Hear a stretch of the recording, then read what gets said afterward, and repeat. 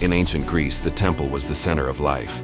Every major decision, war, harvest, or sea voyage, required the blessing of the gods. Priests whispered to the people that their fate was decided by divine will. Yet, amidst this obedience, a man from Miletus named Thales emerged. He did not kneel at the altar. Instead, he looked to the sky and asked, "Is all of this truly just the game of the gods?" For society, those words were fire. How could anyone doubt a power that even kings dared not challenge? But Thales did not stop. He observed the stars, measured shadows, and discovered that the heavens followed patterns that could be studied. If there was order, then events on earth were not merely divine whim, but could be understood by reason. One night, while people awaited a sign from the oracle, Thales spoke boldly in the marketplace. "An eclipse is not determined by the wrath of the gods. It is the dance of the sun and the moon." The crowd fell silent. Some grew angry, others stood in awe. For many, his words were a slap against the grandeur of the temple. Yet from that very moment, Greece began to learn that daring to challenge divine interpretations was not a sin, but the first step toward freedom of thought. Thales lit a fire that would one day spread across the Greek world. The belief that humans had the right to understand the cosmos without blind submission to the altar. At that time, an eclipse was considered a curse from the gods. Whenever the sun was darkened, people panicked, priests prayed louder, and kings ordered rituals to calm the heavens. But Thales, with sharp eyes fixed on the stars, declared, "I know when the sun will vanish." His words sounded like blasphemy. Yet when the day came, the sun truly disappeared behind the moon just as he predicted. Armies halted, crowds screamed, priests went pale. The king, who once believed only in the power of the altar, now saw the proof. A man could read the sky without calling on the gods. To some, Thales was a sorcerer. To others, a challenger of the old order. But one truth was undeniable. His prediction shook not only the sky, but the throne itself. If an eclipse could be calculated, then was destiny really ruled by prayer? That moment was a turning point. From then on, the Greeks began to question the limits of divine power over natural phenomena. Egypt was known as the land of the gods, where pyramids stood proudly as monuments of divine might. Priests declared, "Only the gods know their true height."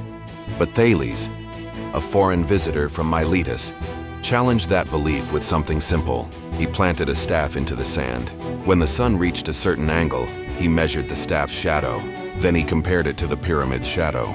Before the Egyptian officials, he proclaimed, "Just like this staff, the pyramid's height can be known."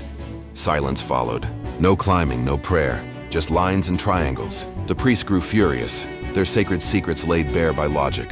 The officials marveled, even the pharaoh was speechless. Thales proved one thing: humans could measure the world without the gods. With a simple triangle, he shattered the aura of mystery surrounding the pyramid. In ancient tradition, the stars were considered divine writing, each constellation a heavenly message. Priests read them as prophecies for kings. But Thales saw differently. Not mystic signs, but mathematical patterns. He taught that constellations could be used to guide sailors, not just symbols of fate.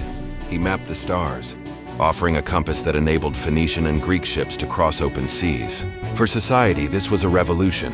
What once required chants and rituals could now be explained with celestial geometry. Kings, who once paid dearly for priestly oracles, began listening to a philosopher instead. Calmly, Thales lit a new torch. The sky was a book of mathematics, not scripture of the gods. King Alyattes of Lydia was known for his strength and authority. In his palace, only priests could advise on the heavens. But when Thales was summoned, the atmosphere shifted. The king wanted to test him. Could a foreigner truly rival the temple's power? Before nobles and priests, Thales explained the cycles of seasons, harvests, and star movements. At first, the king scoffed. But when Thales predicted the best, timing for a military strike, based on celestial conditions, Alyattes fell silent. What once seemed mere philosophy revealed itself as political weaponry. Rumors spread quickly. Was Thales only a philosopher, or secretly a royal consultant? In ancient Greece, temples ruled everything: politics, culture, even knowledge. Priests stood as mediators between gods and men, their authority unquestioned. But Thales declared that lightning, earthquakes, and floods were not the wrath of Zeus, but natural phenomena that could be studied. Such claims sounded like heresy.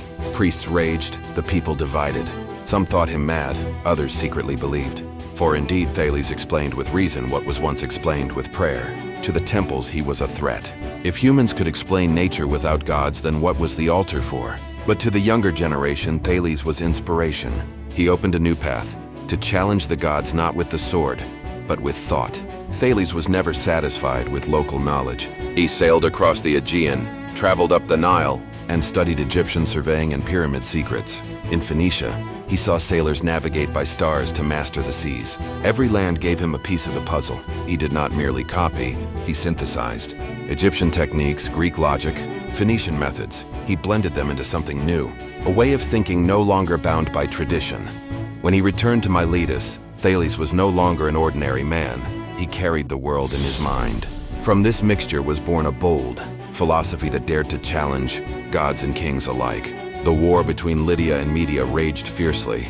Two armies faced each other, swords drawn, arrows ready. But in the sky something happened, the sun vanished. A total eclipse. Both sides trembled, believing the gods enraged. Yet Thales had warned them beforehand. On this day, the sun will disappear at noon. And when his prophecy came true, the battle stopped. Two kingdoms ready to slaughter, instead chose peace. Not swords, not shields, but the calculation of a philosopher ended bloodshed. The event made Thales legendary. To many, he was no longer just a thinker, but a shaper of history. People mocked him often. Philosophers only talk. They cannot live in reality. Thales simply smiled. Using his knowledge of the stars, he predicted a bountiful olive harvest. Quietly, he leased all the olive presses in Miletus at low cost. Months later, the harvest overflowed. Everyone rushed to use presses he now controlled. Thales became rich overnight, but he sought no wealth. After proving that philosophers could be rich if they wished, he returned to a simple life. His message was clear. A philosopher chooses truth, not gold. When Thales died, many still thought him strange, even dangerous. But the seeds he planted grew. His students carried on, seeking answers with reason, not prayer. From them arose philosophy, mathematics, and science. Greece no longer listened only to the temple, but to the academy. Gods were no longer the sole answers, for humans had learned to challenge with thought. All began with one man daring to say, "The world can be explained." Thales's legacy was not only formulas or theories, but courage. Courage to resist dogma, to believe that human reason could rival the voice of the altar.